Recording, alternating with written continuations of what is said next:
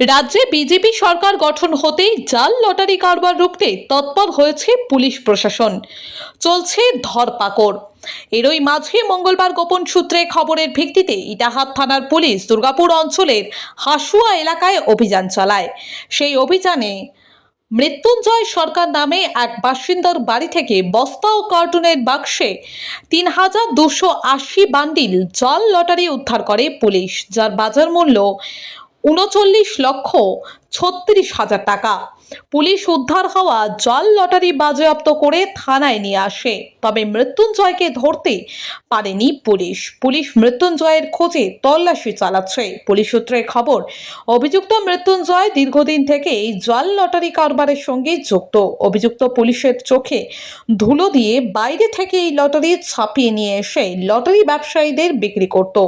তবে এই বিপুল পরিমাণ জাল লটারি উদ্ধারের পেছনে কোনো প্রভাবশালী ব্যক্তির যোগ থাকতে পারে বলে সন্দেহ পুলিশের।